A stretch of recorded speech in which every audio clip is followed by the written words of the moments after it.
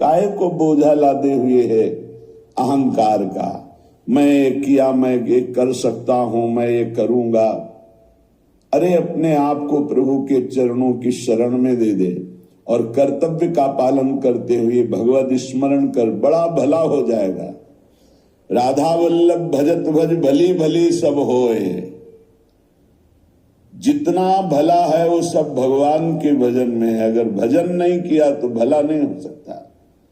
काहे को बोझा लादे है चिंता का, अब आगे क्या होगा? वही होगा जो मंगल भवन रचे हैं। बिल्कुल विश्वास करो।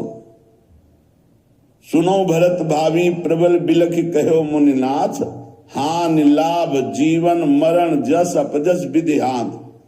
जो विधना ने लिख दिया छठी राव के अंक, राय घटे न तिल बढ़े रहुरे जीव निसंग। क्या चिंता करनी? चिंतन करो। तुम्हारी ये चिंता, भय, शोक, दुख ये तभी भागेंगे जैसे जैसे श्यामाजू का चिंतन करोगे, जैसे जैसे परमार्थ में आगे कदम बढ़ाओगे। तुम निश्चिंत हो जाओगे, निर्भय हो जाओगे, निशोक हो जाओगे। उदासीन जग में रहे। उदासीन कहते हैं ना किसी को मित्र बनाया ना किसी को शत्रु, सब में विराजमान मेरे प्राण प्यारे हरि हैं। ये क्रूरा अपि पापिनो न कसताम संभास सदृश्याश्चये सर्वान वस्तुतया निरीक्ष परम स्वाराध्य बुद्धिर्मम। ये मेरे आचार्य का आदेश है। जो क्रूर हैं, पापी हैं, दुष्ट हैं, नीच हैं, वो तुम्हें दिखाई दे रहे। मेरी दृष्टि में आराध्य देव श्री राधा वल्लभ लाल, श्री कृष्ण चंद्र जो सबके हृदय मंदिर में हम परमात्मा देखने के लिए चले हैं, ना कि क्रूर पापी दुष्ट निंदक देखने के लिए चले। हम साधना कर रहे हैं सब में परमात्मा का अनुभव करने के लिए। जड़ चैतन्य कछु नहीं दिखे, जहां दिखे तहां श्याम खड़े। ये सिद्धि है, ये साधना की परिपक्व अवस्था है कि अपने इष्ट को वासुदेवा सर्वमिति सा महात्मा सुदुर्लभा। हम उस मार्ग के पथिक हैं। सत्संग सुने तो बहुत सावधान होकर सुने। एक एक शब्द रहस्यपूर्ण होता है। भैया चाहे हीटर गर्म करे, चाहे फ्रिज ठंडा करे, चाहे एसी ठंडा वातावरण कर दे या हीटर गर्म वातावरण कर दे, बिजली दोनों में एक ही है। जो देखने वाला है कि हीटर का कारण बिजली, तो कूलर का कारण बिजली, फ्रिज का कारण बिजली, एसी का कारण बिजली, वो केवल बिजली देख रहा है कि इन यंत्रों में चलने की सामर्थ्य नहीं, ये बिजली से चल रहा है। लेकिन उस यंत्र का प्रभाव है कि वो गर्मी फेंकता है, उस यंत्र का प्रभाव शीतलता फेंकता है, पर दोनों का कारण बिजली है। ऐसे ही इस जड़ चैतन्य में, इस सत असत में, इस उच्च और नीच में, महात्मा और दुरात्मा में क्रियाएं जमीन आसमान का अंतर। पर साधक क्रिया दर्शन नहीं करता, साधक कारण तत्व को देखता है। तो कारण श्री हरिवंश भनम, कारण परम तत्व वही है, दूसरा नहीं।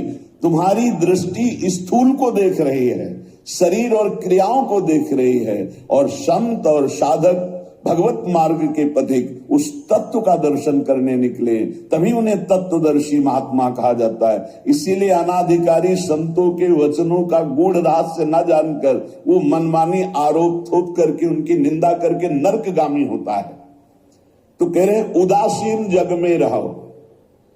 तुमसे कोई मित्रता का व्यवहार करे तो जय जय, और शत्रुता का व्यवहार करे तो जय जय, क्योंकि उसकी मति है। लेकिन मित्र और शत्रु व्यवहार है, लेकिन परमार्थ में नहीं। परमार्थ में वही परमात्म तत्व उसके हृदय में बैठा है, वही परमात्म तत्व मित्र के हृदय में बैठा है। सबके हित के, सबका मंगल, ये परमार्थ के पथिक। ऐसे पापी से आपको बात नहीं करनी चाहिए, आपके यहां नहीं आना चाहिए। कौन पापी है? पापी कौन है? हमारी समझ में पापी उसे तुम कहते हो जो भूल गया है, अपने स्वरूप को भूल गया, भगवान का विस्मरण हो गया, वही माया के गर्त में गिर गया। तो हम लोगों का कार्य क्या है? भूले हुए को स्मृति प्रदान करना।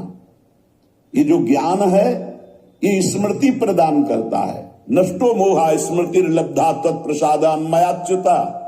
तो संतों के हृदय में बैठ के कौन बोलते हैं? गोविंद ही तो बोलते हैं। तो गोविंद की वाणी क्या करती? नष्टो मोहा, मोह का नाश करके और भगवत स्मृति जागृत कर दे। पापी से घृणा मत करो, उसका पाप दूर हो जाएगा तो महात्मा हो जाएगा। कोई दुरात्मा नहीं है, भूल है, भ्रम है, अज्ञान है, अविद्या है, इसका नाश हो जाए तो महात्मा ही है, वो परमात्मा ही है। यही बात समझने के लिए तो साधना की जाती है। इसलिए ना किसी से द्वेष करो, ना किसी से राग, ना किसी से अपनापन, ना किसी से परायापन, सब में एक श्री भगवान विराजमान है।